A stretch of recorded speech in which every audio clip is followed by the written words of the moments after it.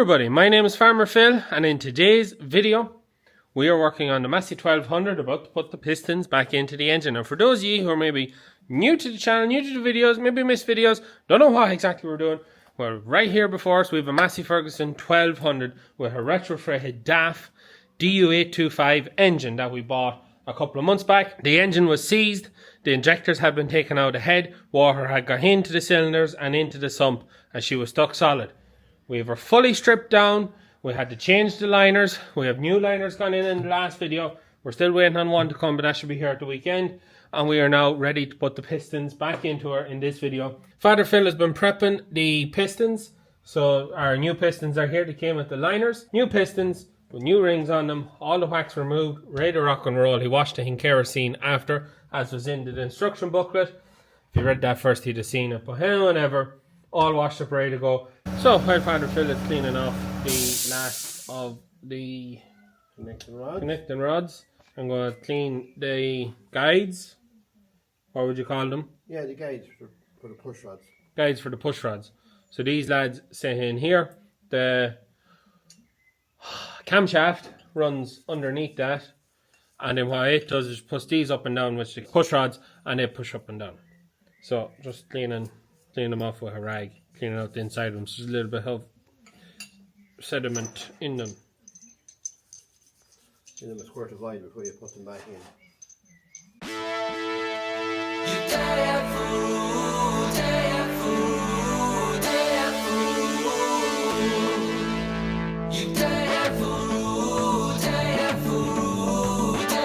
That has them all cleaned and oiled. So my next job is to do the crankshaft inside. Quick honing just to make sure there's no residue or that on them.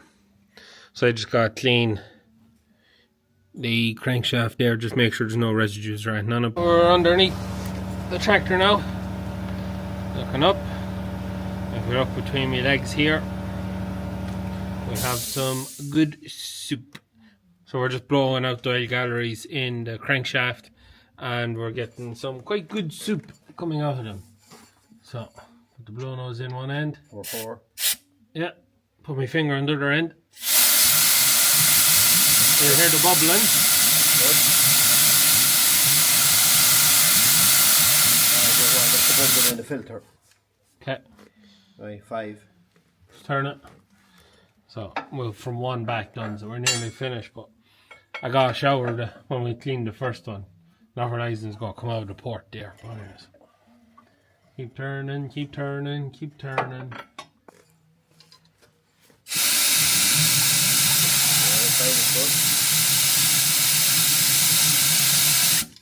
Okay. Number 6. Go again. Blew all the gunk over. See between my legs. Oh, this old slop, and I have to put down a new bit of cardboard. Looks like I shot myself. Yeah, it's pretty grim. It is pretty grim. But anyways, we've done how we have to change the 1, 2, and that could be in our filter there as well. I don't know what that is. Change these two anyways. That's a fuel filter. That's an oil filter. So we'll change them before we go running her anyways. But yeah, it's looking pretty good underneath now. Nice and clean. Ready for pistons. So we are ready to put in the first piston. So this is piston number 6, is it? No, number 2. Number 2. So you have your piston ring clamp on.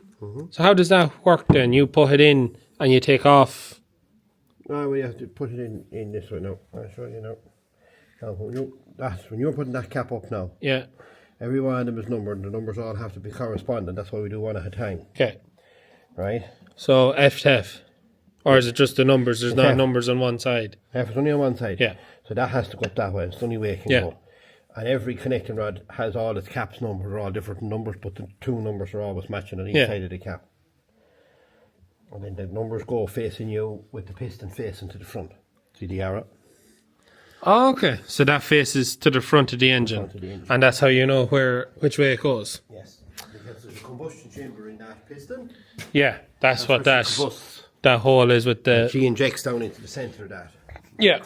Bang.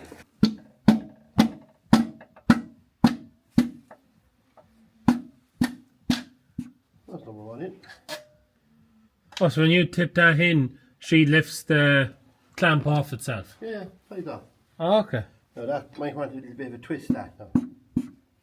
Steady now. Yeah. Twist it a bit. No, that's it. That's her. She's down. There. Yeah. That cap goes up that way. Sitting down here, you can see where to make the track, to make this engine fit, you can see the piece that was added. So basically the whole new engine mount was added to the piece that was added, which brought it forward that much. So whatever that is, a bit less than a foot, I'd say about 8 inches maybe, that piece. And this was extended both sides. Yeah,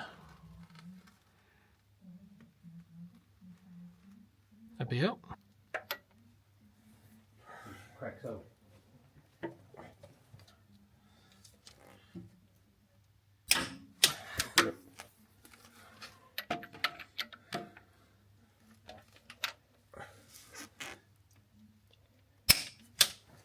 Okay. Right, so piston number 3 going in.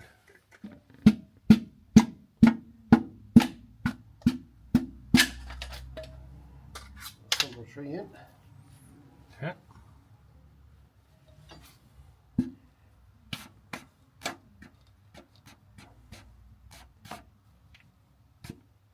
Right. There's a shoulder on them, but that's the only way to go on. You might need the mallet to top that one up. That one was a bit difficult to get down, so.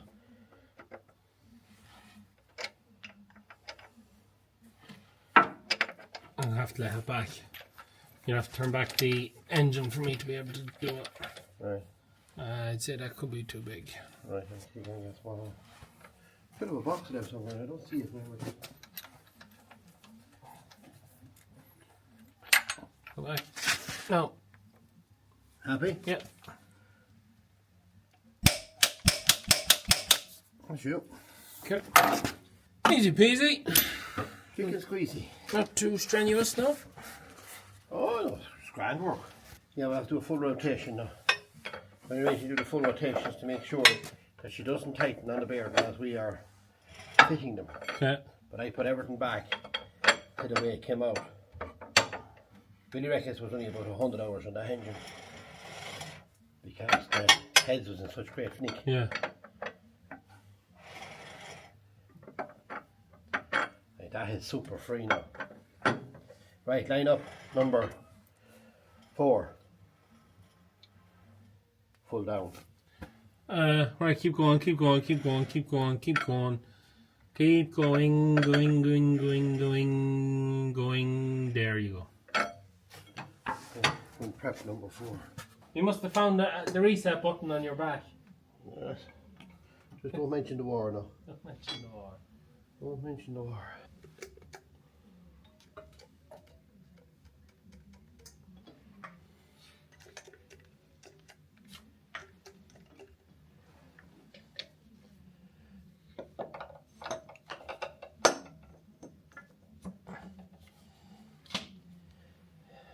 Mallet.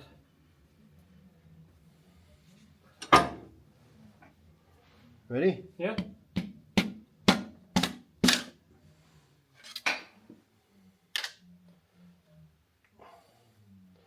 Good? Yeah. That's it. This is a bit we'd never do because I always get the motor built short motor. Yeah. Saves you time. It's not that hard done, is it? Well, it's not, no, but when you're getting engineered and done, it's handy to have them come back with the pistons in them. Oh, this fitting and fiddling done.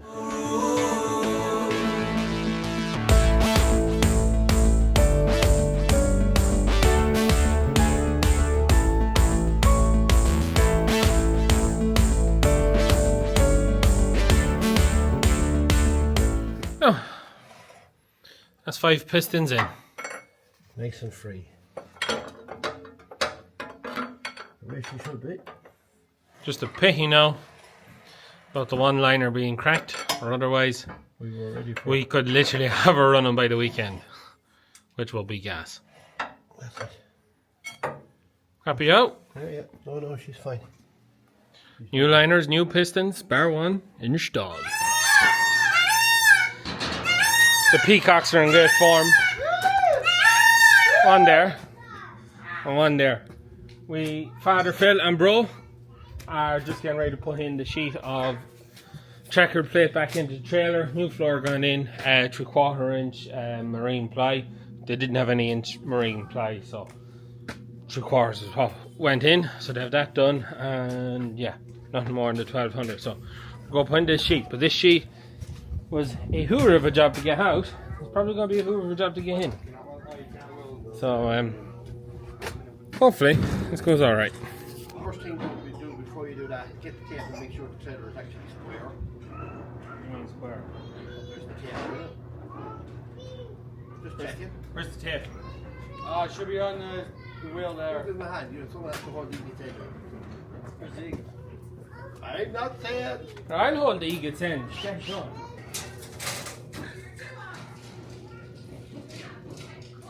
Will you that right over out?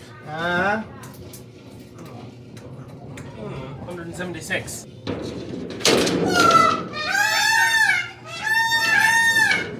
Alright.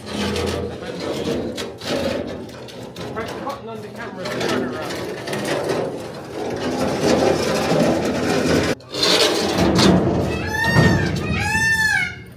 Right.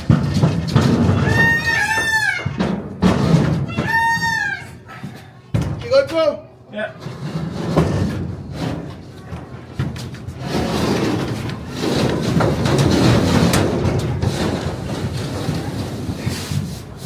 You go.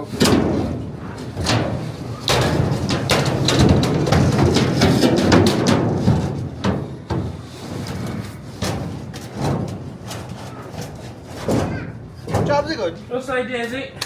Off you go. Step. Thanks. Back her down.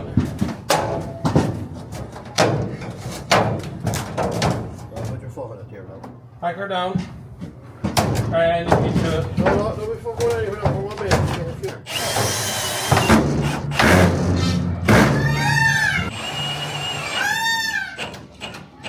There you go. And we are back in the workshop. 1200 coming together. So, Father Phil is actually on his way back from picking up the last liner and piston, so we'll be getting that into the next video. It won't be going into this video, but we get that in, and then we are ready to put the heads back on. But we have had another brick wall pop in front of us, or just another issue. The injectors we sent away to get them checked. The injectors for it were knackered and need replacing or bits replacing on them. We knew they weren't going to tidy up because they've been sitting in water for who knows how long, and we knew they weren't going to be in good order, but we got word back, and the price that was put on doing it is the same as what I've already spent on this. So it's going to all of a sudden double. It seems like quite a lot, and looking online, that's more or less what injectors are. So yeah, fun. So what we will be doing instead, or what the current Father Phil plan is, where we bought the 1200s, there's a lot of stuff, and one of the things that we've also bought from there, I'm not really sure, but there is an engine the same as this in that yard outside. It's a DTHD or DUHD. It's a turbo engine. So my father is hoping that the engine, the injectors in the engine should be good. You may be wondering, why didn't we just take that engine, take that out, put that one in? Because it was likely that that engine just sitting out was going to also have some issues of its own. Maybe not as much as this, maybe even more, who knows. But we're going to go get the engine and see, will the injectors that's on it, will we get them half decent, that she'll go into this and work. If not, then we're just going to have to spend more money. Also, because we were going to be picking up this turbo engine, and my father was talking to a man who run this very tractor back in 2013, so only 13 years ago, and he said there was a turbo on this tractor, and the assumption is that this engine had been plumbed for a turbo and the turbo maybe was knackered and the man just took it off and put a different manifold on it.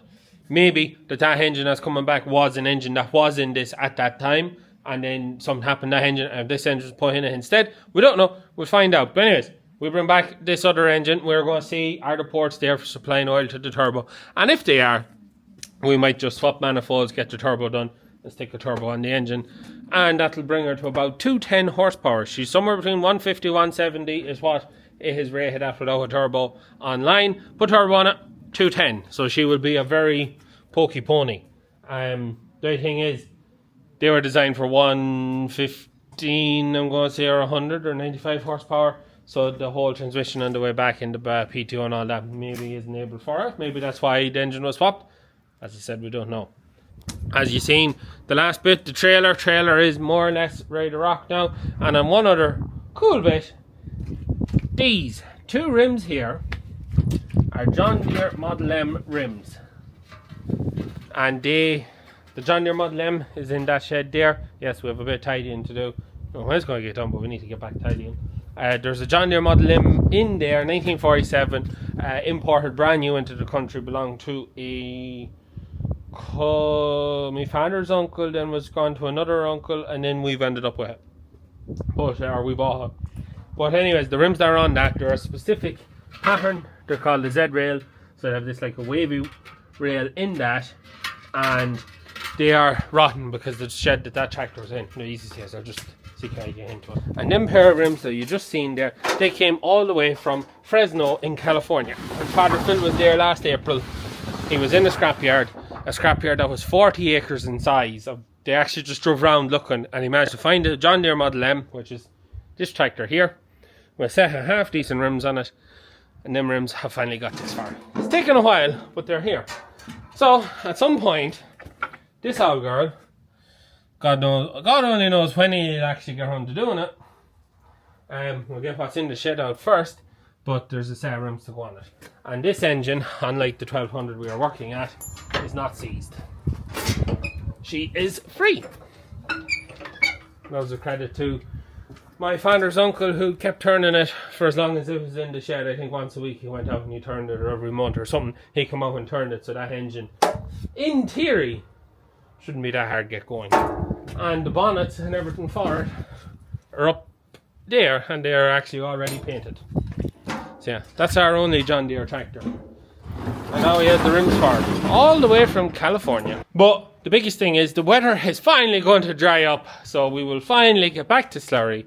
So we'll have some slurry content for you over the next couple of weeks. Next week is looking dry. If we get a drier week or two, and we'll be back laughing. The only thing is, well, I suppose today is the 1st of March.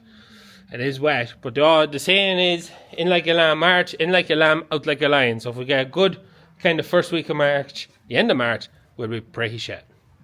That's the old saying. The other saying is a fair month of February curses every month of the year, but we didn't get fair February, so I'd say we're safe to say the rest of the year should be pretty good. But anyways, look, that's the 1200. That's how we're getting on. Let me know what you thought in the comments down below, and if you have any questions or anything like that, let me know. We'll try and get back to you. But yeah, I'd have liked to get a little bit more done, but it's just been a busy week. We were hard testing as well this week, and we got a clear test, so we are safe for another year. So that took up a good portion of this week too. But anyways, look, I hope you enjoyed today's video. As always, please like and subscribe to the channel. Videos every Wednesday and Sunday. That's it for me. Good luck.